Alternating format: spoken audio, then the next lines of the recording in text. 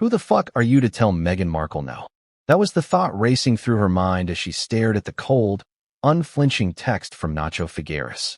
$7 million. Not a trivial sum. Not pocket change. A loan she expected to be granted as smoothly as a handshake in polite society. A favor owed, or so she thought. Instead, what she received was a flat, unwavering refusal.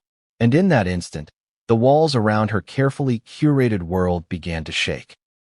Before we continue, please hit the like button, subscribe to the channel, and turn on the notification bell for updates. The audacity, the sheer, unadulterated audacity of it all. She had become accustomed to doors opening before her, to people bending over backward to accommodate her needs, to whispers of influence converting into action.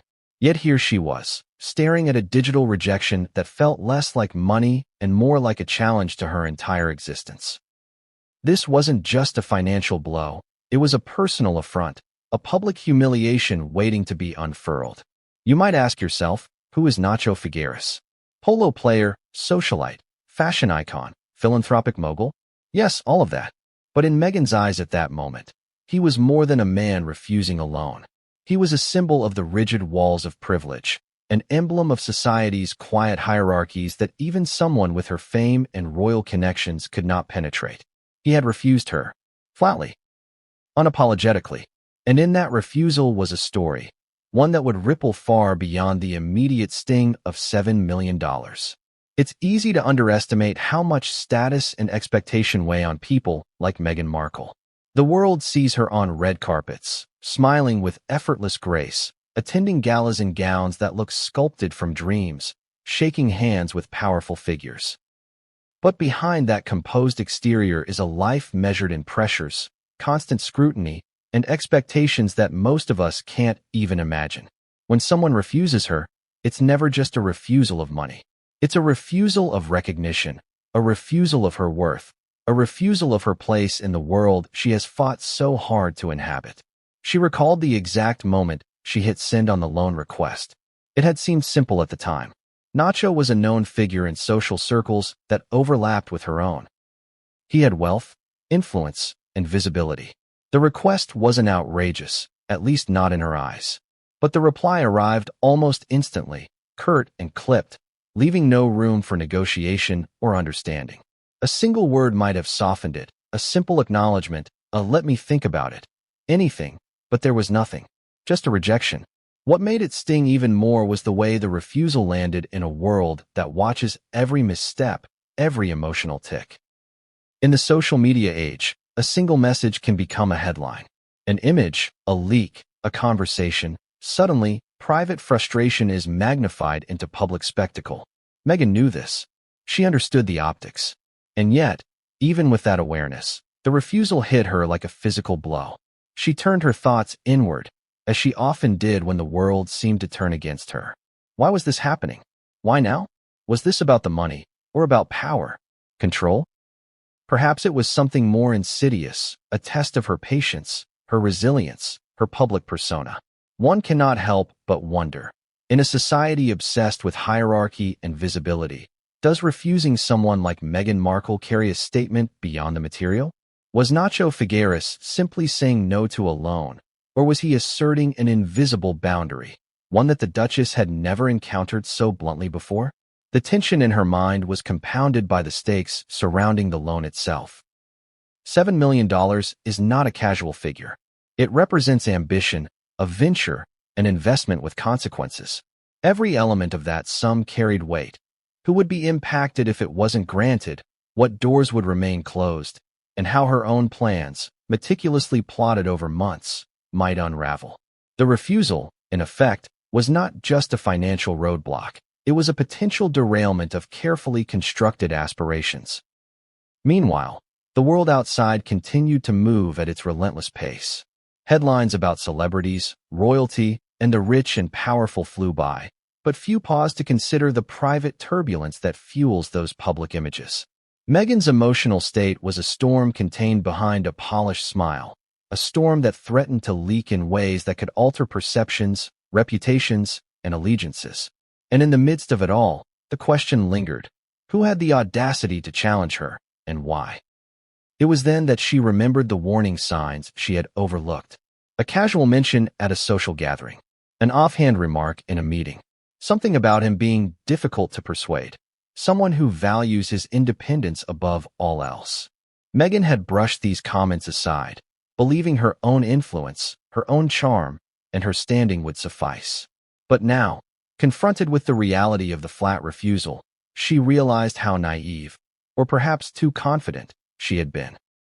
And yet, for all the frustration, there was a spark of intrigue. The refusal wasn't just a dead end. It was a story in itself, a puzzle that begged to be solved. Why him? Why now?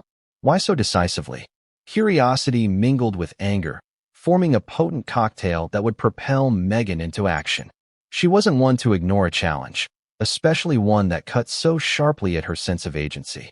As she paced the room, phone in hand, she thought of the narratives that could emerge. The leaks, the rumors, the endless speculation from those who watched her life as if it were entertainment.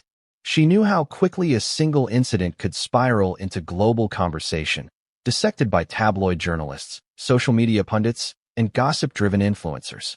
And Meghan Markle, Duchess of Sussex, had learned the hard way that being in the public eye magnifies every personal slight into a public spectacle. It's in this crucible of anger, frustration, and curiosity that our story begins. Not merely a tale of money denied, but of power, ego, social maneuvering, and emotional stakes that reach far beyond the balance of a bank account. Nacho Figueras, whether he realized it or not, had become the pivot point in a narrative that would expose cracks, ignite fury, and send ripples through Meghan's carefully curated world. Imagine the tension, the internal dialogue, the frantic strategizing, the consideration of allies and opponents alike. Who could be persuaded, who would falter, and who might betray? Every social connection became a potential lever.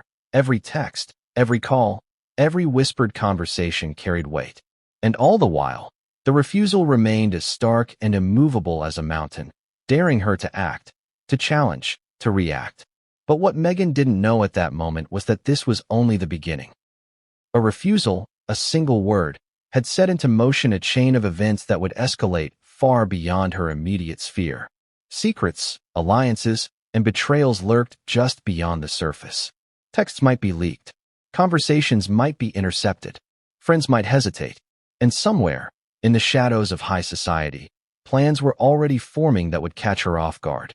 As she prepared to confront the reality of the situation, a subtle but unmistakable thought settled in her mind. This wasn't just about $7 million. It was about respect, reputation, and the assertion of power in a world where appearances often mask intentions. Nacho Figueras had refused more than a loan. He had refused her expectations, her sense of entitlement, and perhaps, unknowingly, challenged the very narrative she believed she controlled. And so, the stage was set. Meghan Markle, furious, calculated, and ready to reclaim control, was about to embark on a confrontation that would stretch beyond the personal into the public, touching friendships, alliances, and global perceptions alike. The question remained, how far would she go to secure what she believed was hers, and what consequences would follow when private anger collided with public scrutiny? What would you do if someone told you no, flat out, without hesitation? After asking for something you believed was yours? That was the first thought that hit Meghan Markle when she stared at the text on her phone. $7 million. A figure so enormous, so precise, it wasn't the kind of number tossed around lightly. This wasn't about shopping sprees or frivolous indulgences. This was a calculated move, a request wrapped in expectation, ambition, and a belief that connections and influence could, and should, open doors. The request itself had been straightforward. Meghan had carefully drafted her message to Nacho Figueras, balancing assertiveness with charm, and perhaps a dash of expectation. She knew him to be wealthy, socially connected, and, crucially, someone who moved in circles that intersected with her own. Surely, she thought, he would understand the necessity of the loan and recognize the potential advantages, or at the very least, the courtesy of granting it. She remembered typing each word, reading it over and over, making sure the tone was persuasive without crossing into desperation. "I know you understand the stakes," she wrote. "I know you know what this could mean. I trust you to consider this carefully. It wasn't arrogance. It was confidence, the kind born from years of navigating high-profile arenas where hesitation was weakness. And yet, within moments of sending it, the response came. A single, cold rejection. No explanations. No attempts to soften the refusal. No acknowledgement of the stakes, of the relationship, or even of the effort she had invested in crafting the request. Just a simple, unequivocal no. And suddenly, the world seemed to shift under her feet. The audacity of it. That was the first thing she felt, the audacity of someone to refuse her in a manner so deliberate. It was one thing to be told no by strangers or acquaintances, but by Nacho Figueras? By someone who moved in her world, someone she expected to operate within the tacit rules of influence, discretion, and mutual benefit? That felt like betrayal, pure and simple. Anger surged through her, sharp and unrelenting. But alongside it came a cold, calculating edge. Meghan had learned early on that emotion could be a weapon, but it could also be a liability. She couldn't allow herself to be swept away entirely by fury. She had to think, strategize, plan the next move. Every public figure knows that moments of private vulnerability can be weaponized by the media. A fleeting lapse, a misstep in tone or action could become a headline, a meme, a viral moment dissected by millions. And Meghan knew this better than anyone. So she did what she always did when faced with unexpected obstacles. She tried to analyze the situation. Why had he refused? Was it personal? Financial prudence? A subtle power play? Or was it something deeper, something hidden in the layers of high society relationships that only insiders understood? She scrolled through their past interactions, looking for clues, hints, anything that might illuminate this shocking response. But the answer wasn't clear. Nacho's world was deliberately opaque, a mixture of glamour, influence, and privacy that few could penetrate. He had always been courteous, charming, and polished in public. Yet now, behind the veil of civility, there was a refusal so stark, it carried an edge of finality that Meghan hadn't anticipated. Her mind raced through possibilities. Perhaps he felt threatened by her rising prominence. Perhaps he saw the loan request as presumptuous, even audacious, given the scale of the sum. Or maybe there were forces behind the scenes, unseen pressures, whisper networks, people who had advised him to resist. Meghan's instinct was to consider all angles. Every possible explanation, from the mundane to the scandalous. And yet, one thought refused to leave her mind. The refusal wasn't just about the money. It was a statement, a challenge, a questioning of her place in a world she had carefully navigated and conquered. It was one thing to be denied a favor. It was another entirely to have your worth questioned in the process. The emotional stakes were enormous. Meghan had spent years cultivating an image of competence, influence, and resilience. She had weathered scrutiny from the press, public opinion, and even her own family. But here, in the simple act of being refused a loan, she was confronted with something far more personal. It was a reminder that no amount of fame, no amount of charm, no amount of status could guarantee compliance from another adult in possession of resources and discretion. She felt the familiar tightening in her chest, the mix of frustration and determination that always preceded her most decisive actions. Meghan didn't just stew in anger, she channeled it. Each emotion became a tool, each feeling a signal to prepare, to anticipate, to strategize. She began mapping out scenarios, possible reactions, potential allies, and even anticipated leaks. Every possibility had to be considered, because in her world, nothing was private for long. And then came the realization. The refusal might not be a single, isolated act. It could be part of a much larger narrative, one in which influence, reputation, and control intersected in ways she hadn't yet fully understood. Nacho Figueras wasn't just refusing her request. He was asserting a boundary, testing the limits of her influence, and perhaps, without knowing it, creating a scandal that could ripple far beyond their immediate circle. She replayed the moment in her mind. The text had arrived in the middle of a busy day, a reminder of how fragile perception can be. One message, one simple word, could destabilize plans, unsettle allies, and provoke responses that cascaded in unexpected ways. It was the subtle, insidious power of a refusal. It forced action, reaction, and reflection all at once. Meghan thought back to the conversations that had led her here.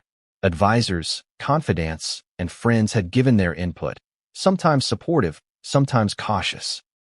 They had debated the approach, the tone, the phrasing of the message, all in an effort to ensure success. But the refusal shattered those calculations. Every expectation, every assumption about how social favors and financial requests were granted had been upended. And yet, even in that moment of disruption, a spark of curiosity ignited. Meghan wasn't content to let the matter rest. She wasn't someone to quietly accept defeat. The refusal became a puzzle, a challenge, a narrative that demanded exploration. Who else had been involved?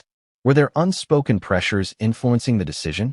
Could she negotiate, persuade, or even outmaneuver the invisible forces at play?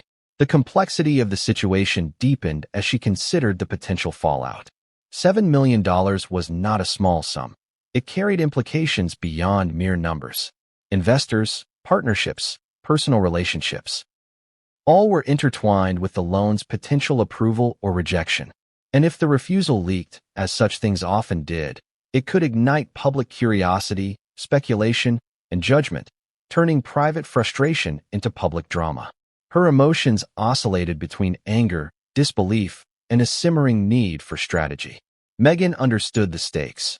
Every decision, every reaction, could amplify the consequences. In her world, nothing existed in isolation.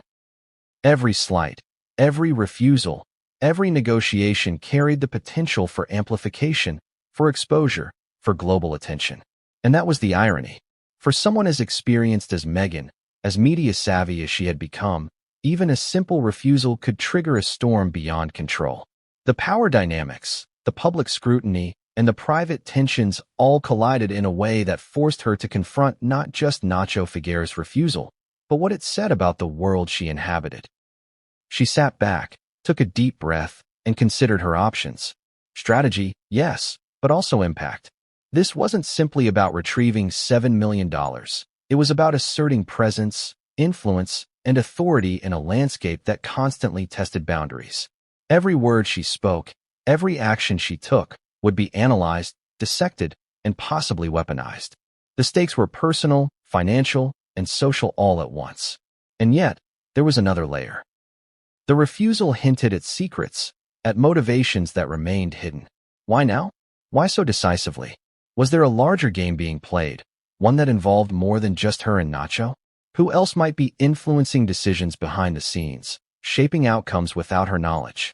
The unanswered questions loomed large. And as she prepared for the next move, Meghan knew one thing with absolute clarity. This was no longer just a request for money. It was a confrontation with influence, power, and control. It was an emotional and social battle, and every move would have consequences. But just as she steeled herself to respond, a new thought emerged, one that would change the trajectory of the entire situation. The refusal wasn't just a refusal. It was a warning, a signal, a harbinger of more complicated, more dramatic events waiting just beyond the horizon. And Meghan, furious, strategic, and relentless, was about to step into the eye of a storm she hadn't yet fully understood. Who exactly is Nacho Figueras? To the casual observer, he's a polo player, a stylish socialite, a frequent face in fashion magazines, and a friend to celebrities. But to someone like Meghan Markle, especially in the heated aftermath of a $7 million loan refusal, he was suddenly much more.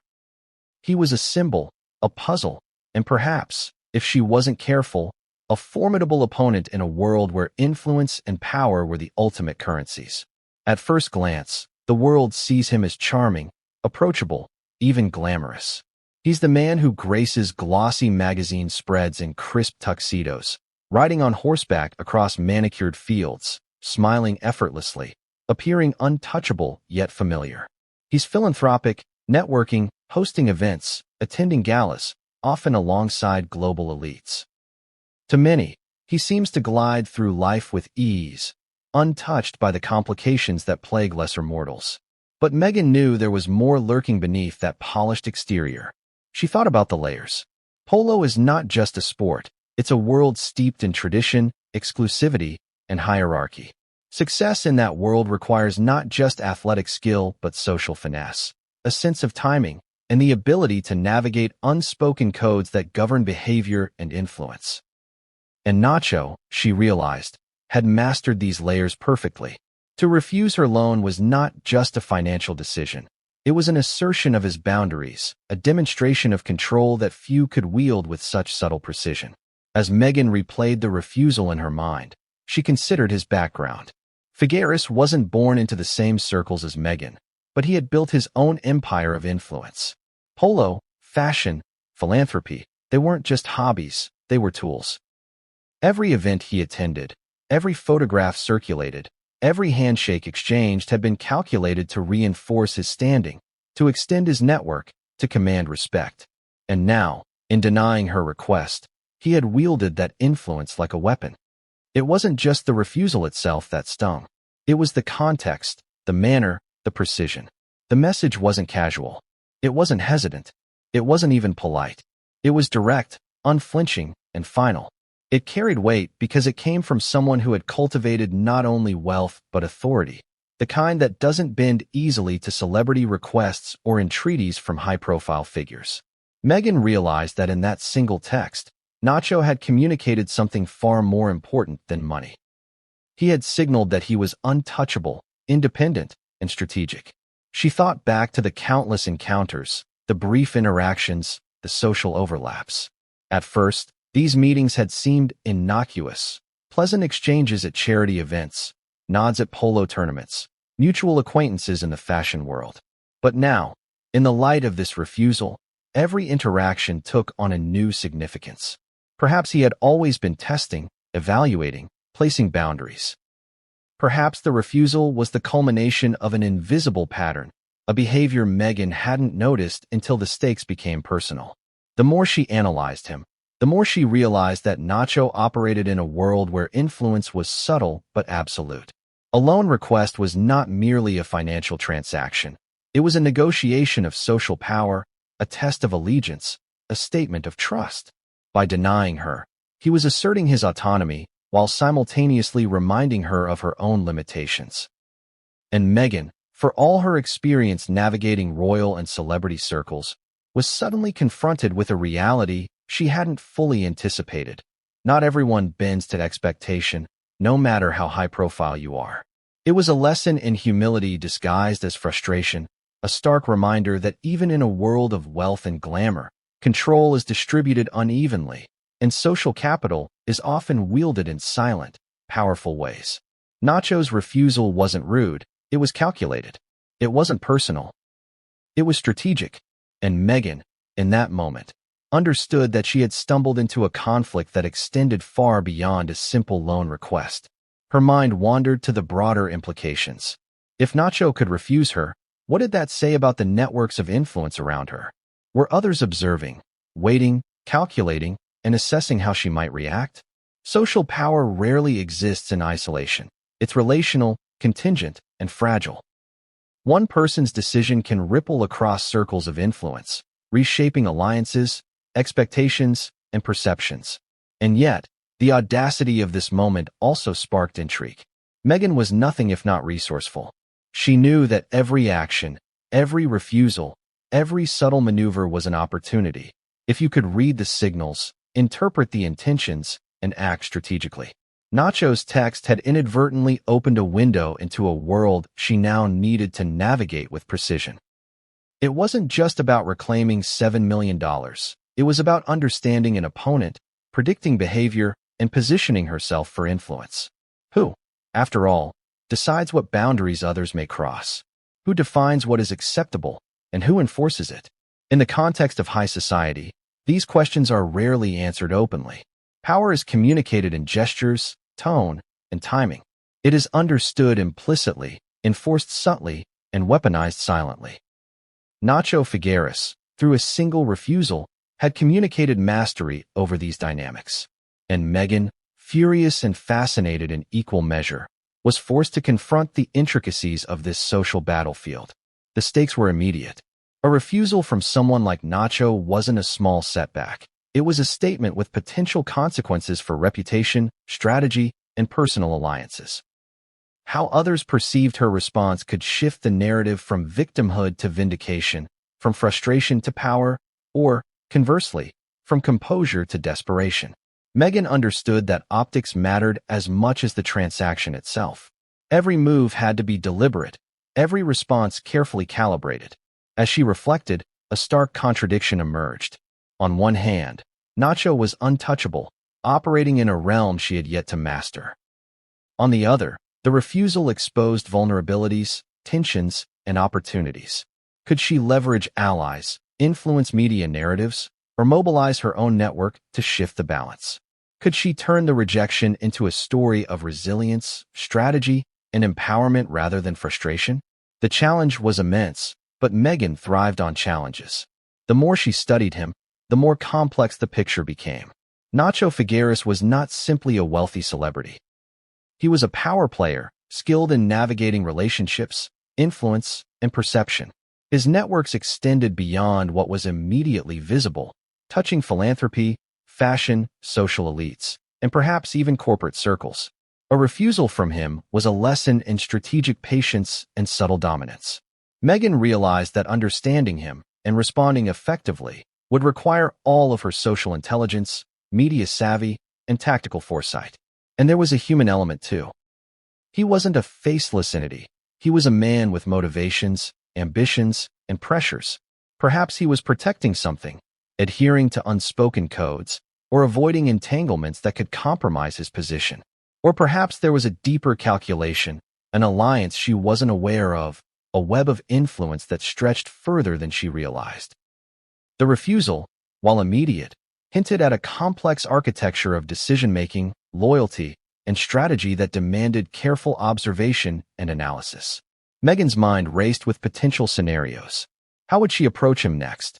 Should she appeal directly, leverage intermediaries, or wait for circumstances to shift? Could she turn the refusal into a negotiation, a revelation, or even a public statement that would reframe the narrative in her favor? Each option carried risks and potential rewards, each decision a gamble with high stakes. And yet, amid the strategic calculations, there was an emotional undertone she could not ignore. Frustration, anger, indignation, disbelief, all mingled in a potent mix that demanded acknowledgement. Meghan understood that ignoring these feelings could cloud judgment. Succumbing to them could be equally dangerous. The challenge was to channel the emotional fire into a calculated response, a strategy that balanced power, perception, and personal agency. In that moment, Meghan understood the full weight of what she was facing. This wasn't just a refusal. It was a lesson in social dynamics, influence, and the subtle power plays that govern high-profile interactions. Nacho Figueras had positioned himself strategically, revealing both limitations and opportunities. And Meghan, poised at the edge of reaction, realized that the unfolding drama was about more than money. It was about power, influence, and control in a world where perception is reality. As she prepared to decide her next move, Meghan knew one thing with certainty. Understanding Nacho Figueras, his motives, and the architecture of his influence would be crucial. Every action she took from this point forward could reshape the narrative, redefine perceptions, and potentially turn frustration into advantage. But the complexity of the web she had entered meant that one misstep could amplify the consequences far beyond the immediate dispute. And somewhere, in the corridors of social power, opportunities and threats awaited, unseen, unspoken, and ready to unfold. Meghan's response to Nacho's refusal was about to set into motion a sequence of events that would escalate far beyond her expectations, pulling friends, allies, and observers into a drama that no one could predict. She stared at her phone like it had betrayed her. The little screen that usually served as a conduit to the world, a way to orchestrate her influence, now seemed like a weapon pointed directly at her chest. The texts, the messages, the refusal. Every word carried weight. Every punctuation mark felt like a deliberate jab. It started innocently enough. She had anticipated a polite negotiation, a brief exchange, a discussion that might even end in compromise. But the reality was far more jarring. The messages were cold, clipped, and precise. No emojis, no softening phrases, no "I'll consider." Just a firm, immovable no. The simplicity of it was maddening.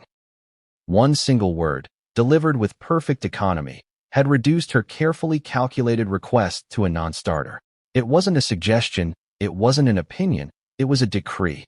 And in that decree, Meghan felt a universe of social and personal implications. She read them again, and again, and again. Each time, she searched for hidden meaning, for nuance, for a hint of what lay beneath the surface. Was there a reason she had overlooked? A subtlety in phrasing that might be leveraged in her favor? Or was this truly absolute, immovable, a wall she had no choice but to confront? It wasn't just the refusal that shocked her. It was the audacity. The fact that someone could look at her, know exactly who she was, understand the social and financial power she wielded, and still refuse. Without hesitation, without explanation, without fear. That level of certainty, that confidence, was almost foreign to her experience. Most people, even those with power, bend under scrutiny or expectation. But not him. Meghan's mind raced. Why now? Why this method? Was it a test, a challenge, or just indifference? She recalled the social whispers she had dismissed, someone difficult to persuade, someone impossible to sway. She had laughed it off, assuming her position, her charm, her influence would suffice. But the texts left no room for assumptions. Her expectations had been shattered. And then the second layer hit, the realization that the texts might not remain private. In today's world, a single screenshot can ignite a global conversation. A refusal, a perceived insult, could go viral within hours. Meghan knew this all too well. Every private frustration had the potential to become public spectacle. And the public, she knew, had a voracious appetite for celebrity drama, especially when it involved royalty, wealth, and conflict. The texts were more than words. They were a mirror reflecting her vulnerabilities. They exposed her expectations, her assumptions, and her reliance on social networks to facilitate transactions. For someone as seasoned as Meghan, this exposure was jarring. She was accustomed to navigating media, optics, and influence. But the blunt refusal bypassed all her defenses, reaching straight into the heart of her confidence. And yet, there was intrigue in the shock. The clarity of the refusal forced her to consider the hidden dimensions. Why he refused, what networks or alliances influenced his decision, and whether there were unseen pressures or loyalties guiding his actions. The texts, while emotionally provocative, were also strategic signals, intentional or not, revealing a landscape Meghan now had to navigate carefully. As she scrolled through the exchange, one line in particular caught her attention. A single sentence, seemingly innocuous, hinted at boundaries she had underestimated. It suggested autonomy, independence, and a level of influence she hadn't anticipated. And Meghan understood immediately.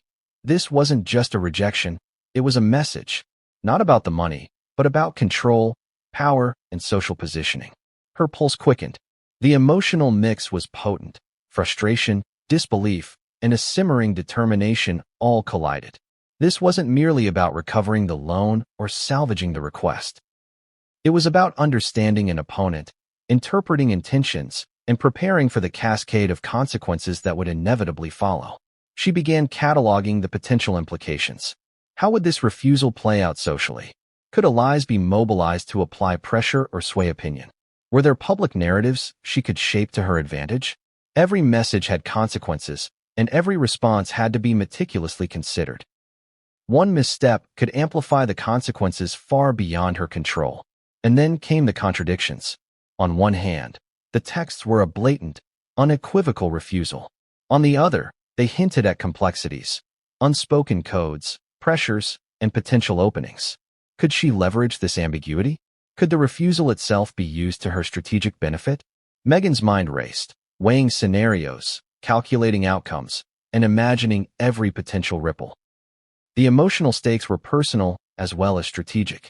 $7 million was a tangible figure, but the refusal carried intangible weight. It was a challenge to her autonomy, her judgment, and her ability to maneuver in elite circles. Every social engagement, every alliance, every conversation now carried an undercurrent of tension, awareness, and strategic calculation. And yet, amidst the emotional turmoil, there was clarity. The texts were a catalyst, a spark igniting a sequence of events that would reveal hidden alliances, betrayals, and power plays. Meghan understood that the refusal was not just an obstacle. It was an opportunity, if navigated carefully, to assert authority, demonstrate resilience, and reshape perceptions. She began drafting potential responses, considering tone, timing, and medium. Should she reply directly? Use intermediaries? Or perhaps wait, observing the social dynamics before acting? Every option carried risks, every decision had implications, and every move had to be calculated to balance emotion, perception, and strategic advantage. And then came the thought that struck her hardest. What if this refusal wasn't just about her? What if it was about someone else, someone hidden, someone whose interests intersected with Nacho's? What if the rejection was influenced by alliances she hadn't yet considered? The texts, simple as they were, hinted at a web of influence extending far beyond the immediate interaction. Meghan's mind flashed to the potential fallout: leaks, whispers, social media speculation, and the inevitable curiosity of the public. How would this story be perceived? Could she control the narrative, or would it control her? Every celebrity, every public figure knows that perception often outweighs reality. The refusal, while private, could become a public spectacle, dissected and amplified across platforms, reshaping opinions and influencing reputations. And then the emotional spike hit. She realized the refusal was personal. Not personal in a petty sense, but personal in the sense that it challenged her sense of entitlement, her expectation that influence and reputation could secure compliance. It forced her to confront the reality that power is relational, contingent, and sometimes defies expectation. Even someone as visible, as influential, as connected as Meghan could be denied, and denied decisively. The shock was compounded by the medium. Texts are permanent. They can be archived, circulated, analyzed, and weaponized. Every word, every nuance, every punctuation mark becomes a record of intent and attitude. And now, her private frustration was immortalized in digital form, leaving her both exposed and motivated. She reread the messages once more, trying to extract insight, seeking leverage, testing emotional reactions. And with each reading, a new realization emerged. The refusal wasn't just a single act. It was a social lesson, a strategic puzzle, a challenge demanding not just reaction but comprehension, not just emotion but tactical thought. Meghan understood that navigating this situation required a delicate balance of courage, strategy, and patience. One wrong move, one impulsive response, could escalate tensions, damage relationships, and create a narrative beyond her control. And yet, to do nothing was equally dangerous, as silence could be interpreted as acquiescence, weakness, or acceptance. She began outlining potential courses of action. Allies who might intervene, indirect channels to influence, social leverage to apply subtle pressure. Every scenario was considered, every potential outcome weighted, every ripple effect imagined. The refusal, cold and precise as it was, had inadvertently created a chessboard, and Meghan was determined to play the next moves with calculated precision. And then came the realization that would set the stage for the next phase. This was no longer just about money. It was about respect, influence, and the assertion of agency in a world where appearances often mask intentions. The texts were a window into power dynamics she had underestimated, a signal that negotiation, persuasion, and strategy would be required on a level she hadn't anticipated. Out in public, Meghan smiled. Perfectly poised, impeccably dressed, eyes glinting with controlled charm. Cameras clicked, flashes exploded, voices whispered. She nodded, laughed lightly, and moved through the room as if nothing were wrong. But inside, she was boiling. Every step, every gesture, every polite nod carried the tension of a storm contained behind a perfectly curated exterior. The public face is a powerful tool. It shields, distracts, and communicates without saying a word. Meghan knew this better than most. She had spent years mastering the art of maintaining composure in the most scrutinized environments imaginable. From royal protocols to media interviews, every move she made was calculated to project control, poise, and confidence. And yet, there is a limit to even the most disciplined restraint. The refusal from Nacho Figueras, simple as it was, had chipped away at that composure. A flat no had reached past the layers of public performance into something deeper, more primal. It was personal, it was strategic, and it was infuriating. Every public appearance now felt like a performance on a tightrope strung over a pit of emotional chaos. She smiled for the world, but internally, a fire burned. The irony of the situation was almost cruel. Meghan's very identity had been built on bridging worlds, the public and the private, the royal and the common, the influential and the independent. She knew the weight of perception. She knew the power of optics. And yet, the refusal was a stark reminder that even someone like her, someone who had navigated palace politics, Hollywood scrutiny, and global attention, could be blindsided.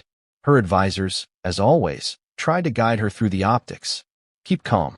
Smile. Respond later, they urged. But calm was a luxury she didn't feel. This was more than a financial slight. It was a question of respect, power, and the invisible hierarchies that governed the circle she inhabited. Public appearances could not erase private fury. Each handshake, each laugh, each polite nod was now layered with the weight of strategy, calculation, and suppressed emotion. She moved through the room, acknowledging guests with the practiced grace that had become her hallmark. Yet every smile, every carefully measured laugh, carried the tension of unspoken thoughts. How could someone refuse her so decisively? How could she reclaim control without exposing vulnerability? These questions twisted in her mind like a spiral, each answer as elusive as the last. And then came the realization that anger, if harnessed correctly, could be a tool. Fury was energy, and energy could be directed, transformed into strategy, into leverage.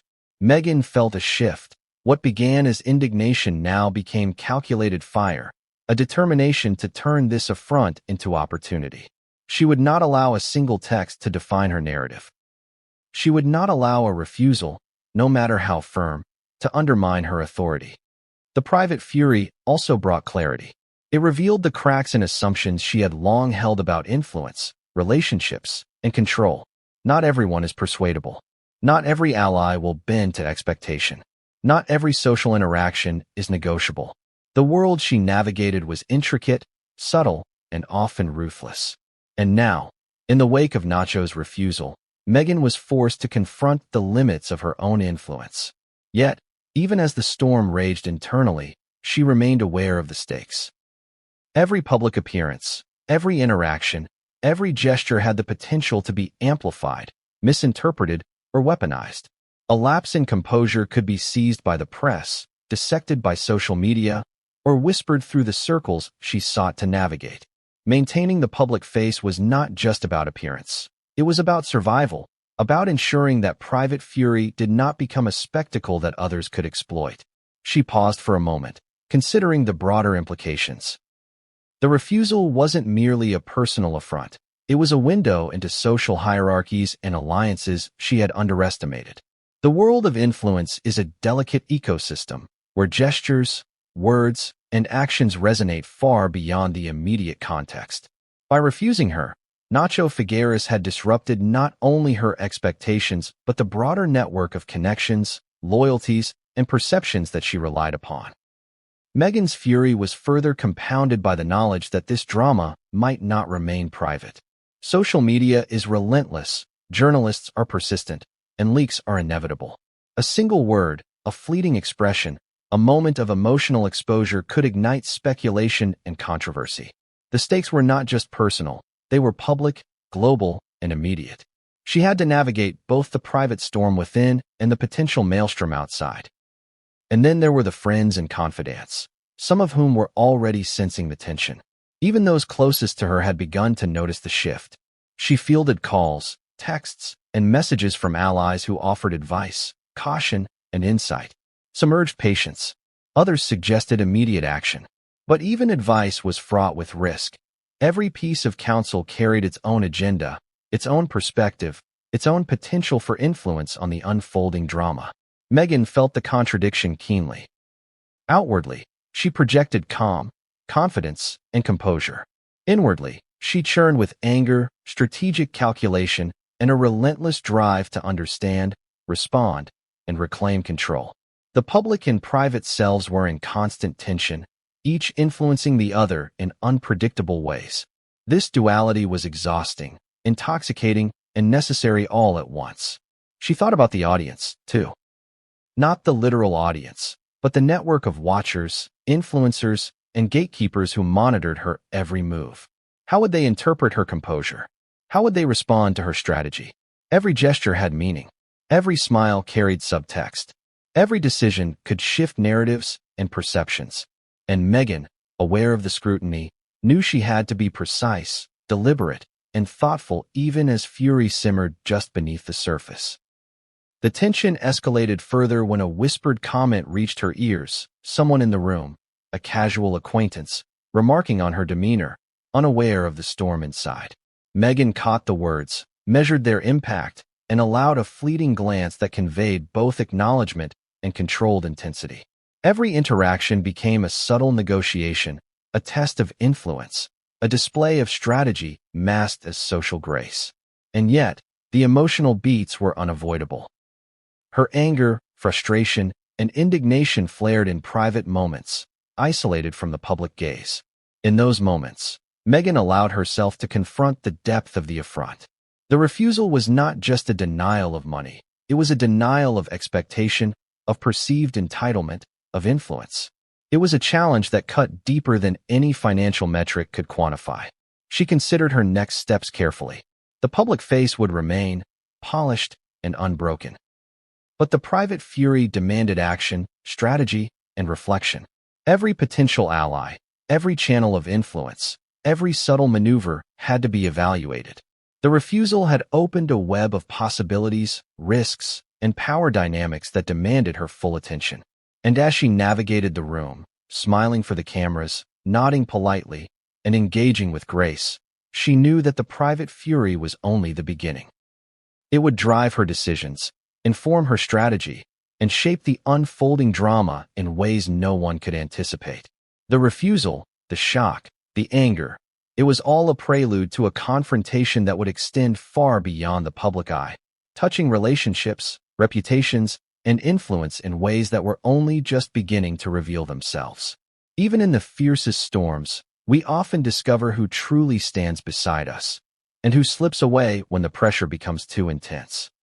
For Meghan Markle, the $7 million refusal from Nacho Figueras was more than just a financial shock. It was a litmus test of loyalty, alliances, and trust. Suddenly, the social circles she had navigated for years became a battlefield of subtle glances, whispered comments, and hidden agendas.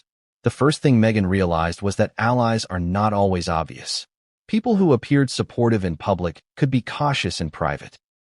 Those who smiled with her in gala photos might hesitate when faced with real stakes. And the higher you climb in visibility and influence, the more complicated loyalty becomes. Allies are weighed against self-interest, convenience, and perceived risk. In the glare of this refusal, Meghan began to understand that not everyone in her orbit would automatically support her. She reached out first to her inner circle, trusted advisors who had seen her through crises before. The texts, calls, and in-person meetings were a mixture of reassurance and caution. "Stay calm," one confidant urged. "Don't escalate publicly. Let things settle." Another advised strategy: use this as leverage. "Don't react immediately. Observe." Meghan absorbed the counsel, weighing each piece against her instincts, her emotions, and the broader stakes. Even trusted allies carried perspectives shaped by their own calculations, and each word had the potential to influence her next move in subtle ways. Yet not everyone responded as she hoped. Some hesitated, offering vague advice or delayed feedback. In the world of high society, hesitation is often a form of self-preservation. Aligning with a controversial move or a high-profile confrontation carries risks. And in Meghan's case, the refusal was not just a matter of money. It was a public narrative waiting to unfold, one that could either elevate or damage reputations, depending on how it was handled. She noted, too, the minor betrayals. A whisper here, a delayed response there. A friend who had once seemed steadfast suddenly appearing indifferent. Each small action or inaction was magnified in her mind, interpreted as evidence of shifting alliances. Meghan, ever perceptive and strategic, cataloged each behavior, noting patterns, potential motivations, and the likely ripple effects. Betrayal, even minor, is rarely accidental. It signals intentions, reveals loyalties, and sometimes hints at broader conspiracies or hidden agendas. And yet, the paradox was unavoidable. Even as some faltered, others stepped forward with unexpected support. Allies she had taken for granted, peripheral figures in her social world, offered insights, contacts, and strategies she had not anticipated. Their involvement illuminated the invisible networks that operate beneath the surface of public perception. Every supporter, every hesitant ally, every observer became a variable in a complex equation of influence and power. One particularly surprising figure reached out through discreet channels, offering a perspective on Nacho Figueras that Meghan had not considered. It suggested motivations, pressures, and alliances beyond the visible realm, elements that could shift the entire dynamic of the refusal. Suddenly, the situation was no longer simply a matter of a declined loan. It was a nexus of power, reputation, and strategic positioning, with each player carrying stakes, loyalties, and ambitions of their own. Emotional beats surged as Meghan absorbed these layers. Relief at support mingled with frustration at hesitation and betrayal. Anger at the refusal itself intertwined with the challenge of navigating alliances in a world where every action, every word, could be scrutinized, judged, and weaponized. The complexity was overwhelming, yet it sharpened her resolve. She had faced challenges before, but this was unique. It combined personal affront, social hierarchy, public visibility, and hidden power dynamics in a way that demanded precision, poise, and strategy. She began mapping the network of support and opposition. Each ally was assessed for loyalty, influence, and potential impact. Each hesitant figure was evaluated for risk, potential leverage, and the likelihood of eventual alignment. And every perceived betrayal was cataloged not just for emotional weight, but for strategic insight. In high-stakes interactions, every behavior is data, every hesitation is information, and every loyalty is a resource to be managed.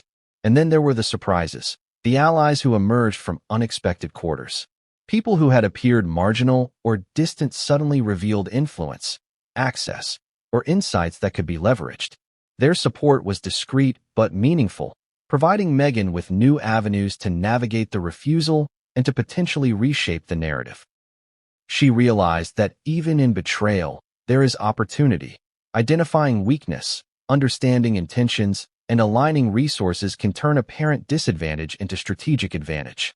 The personal stakes remained high. The refusal had not only challenged her financially, but had also struck at the heart of her expectations, her assumptions about loyalty, and her confidence in her social networks.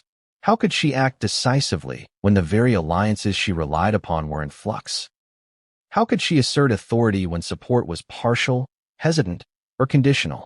These questions propelled her into deep strategic thought, forcing a level of calculation that combined emotion, intuition, and tactical insight.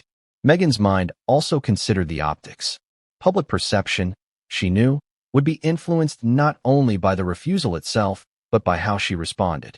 Allies, hesitant or otherwise, would be observed by others, influencing their behavior.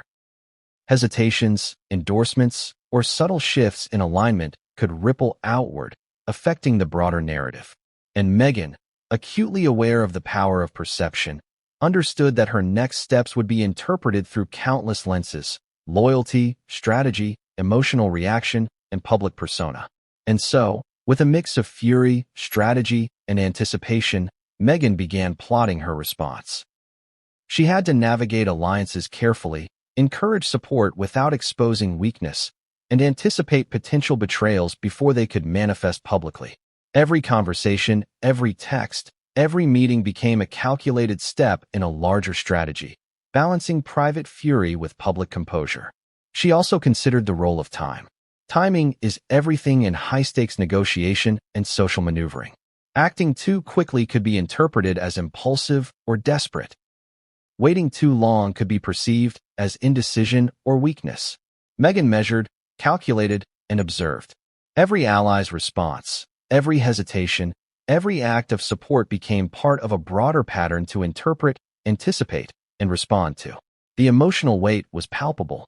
Relief, frustration, hope, anger, all intermingled, creating a complex psychological landscape.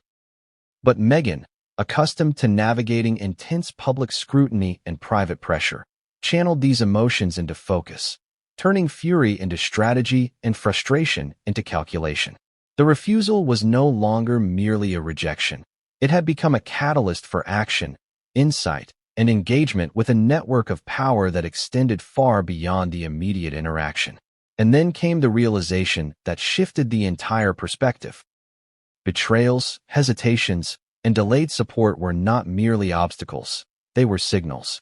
Every hesitation hinted at hidden pressures, alliances, and influences that Meghan had yet to uncover. Every act of support revealed opportunities to align resources and build leverage. The refusal, the allies, and the betrayals together formed a complex web, and understanding this web was now as crucial as recovering the loan itself. Meghan's fury remained, simmering just beneath the surface, but it had evolved. It was no longer raw frustration. It had become focused, deliberate, strategic. Every response, every conversation, every move would be measured against the backdrop of alliances, betrayals, and the broader dynamics of influence and power. She knew that the unfolding drama was about more than money.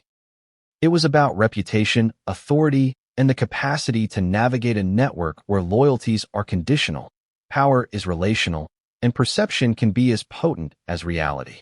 Within hours, the world had exploded. Not literally, of course, but in the sense that social media transformed a private rejection into a public spectacle, one that seemed to grow larger with every passing minute. Meghan Markle's $7 million loan request, flatly denied by Nacho Figueras, was no longer a confidential matter. It was a narrative dissected, debated, and amplified across platforms where millions were watching, commenting, and speculating. The first posts appeared quietly, almost innocuously. A tabloid journalist, who had learned of the refusal through an anonymous source, tweeted a vague teaser. A high-profile socialite just got refused by a prominent polo player. Details coming. Within minutes, likes, shares, and retweets multiplied. Comments poured in, each one more speculative than the last. Who was involved? Why was the loan refused? What could this mean for Meghan's ventures? The digital storm had begun. Meghan stared at her phone. The images, the messages, the endless notifications, they all blurred together. She had anticipated media attention, of course, but not this level of instantaneous, global scrutiny. Social media doesn't wait. It doesn't deliberate. It reacts, often with a ferocity that leaves reality trailing behind the narratives it creates. Every click, every share, every comment became part of a living, breathing story that was growing faster than anyone could control. The emotional spike hit immediately. Anger, frustration, disbelief. And yet, beneath those emotions was a new awareness. The refusal had not only challenged her personally, but had become a spectacle with implications far beyond her control. Millions of strangers, each with their own biases, interpretations, and assumptions, were now invested in a story she hadn't yet fully framed. Every private feeling, every strategic calculation had the potential to be weaponized, misinterpreted, or magnified. And then came the memes, the jokes, the speculation that mixed truth, half-truths, and complete fabrication. Within hours, the refusal became fodder for commentary, humor, and mockery. Social media thrives on exaggeration and drama. A single flat no can transform into a narrative of arrogance, entitlement, or humiliation, depending on who tells the story and how it's interpreted. Meghan knew this all too well. The public eye is not forgiving, and the online world is merciless. But it wasn't all negative. Some voices rallied in her defense. Allies, fans, and observers sympathetic to her position began amplifying messages of support. Some framed the refusal as an example of power dynamics in elite circles, questioning the audacity of denying a global figure simply because of social maneuvering. Others speculated on the strategic brilliance or audacity of the denial itself. In the chaos, Narratives emerged from multiple directions, each shaping perception and influencing the unfolding drama. Meghan, aware of the digital maelstrom, began mapping the landscape. Social media is more than commentary. It's a tool, a weapon, and a network of influence. Each post, each retweet, each trending hashtag has the power to shape perception, sway allies, and even pressure opponents. The refusal had inadvertently unleashed this digital force. It was no longer just about money or personal affront. It was about influence, narrative, and the power of public perception. She monitored the trending topics. Hashtag Meghan versus Nacho. Hashtag Polo player refuses Duchess. Hashtag 7 million drama. Each tag represented a mini wave of attention, a microcosm of curiosity, outrage, humor, and speculation. Millions were engaging, forming opinions, and contributing to the story in real time. The refusal had become a cultural event, a global curiosity that extended far beyond the confines of their private interactions. And yet, Meghan knew the danger. Social media can elevate or destroy, often in equal measure. One misstep, one emotional reaction captured on camera, one poorly timed message could amplify the narrative in ways that were uncontrollable. The public is both audience and judge, and in this digital age, reputations are fragile, perception is paramount, and every reaction carries consequence. She also considered the strategic implications. Social media could be leveraged as a tool, not just a hazard. Allies could amplify her perspective, counter-narratives could be introduced, and public sentiment could be influenced.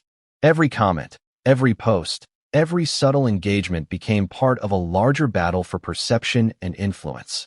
The refusal had created not just a private tension, but a public chessboard. The speed of the escalation was dizzying. Within hours, influencers, journalists, and social commentators weighed in. Some framed the refusal as a personal affront, painting Nacho as audacious, dismissive, or insensitive. Others questioned Meghan's approach, her assumptions, and her expectations. Every angle was dissected, debated, and amplified. And in this frenzy, truth became fluid, narratives became malleable, and perception became reality. Emotional beats surged through Meghan. Anger, yes, but also exhilaration, curiosity, and determination. She realized that this was more than a challenge. It was an opportunity to assert narrative control, to strategically influence perception, and to demonstrate resilience under pressure. The refusal, amplified by social media, was now a stage, and she had to perform, not with false emotion, but with calculated composure, strategy, and insight. She began coordinating with advisors, mapping responses, and identifying channels through which she could subtly shape the story. Timing would be crucial. Words had to be chosen carefully. Reactions had to be measured yet assertive. Social media doesn't forgive missteps, but it rewards strategy, insight, and the ability to guide narrative flows. The refusal had become both threat and tool, a catalyst for influence that could be wielded if managed expertly. And then came the contradictions. Public support mixed with criticism. Sympathy intertwined with mockery. Facts tangled with speculation. The digital landscape is rarely black and white. It is chaotic, unpredictable, and emotional. Meghan understood that to navigate it effectively required patience, awareness, and a willingness to anticipate responses before they manifest.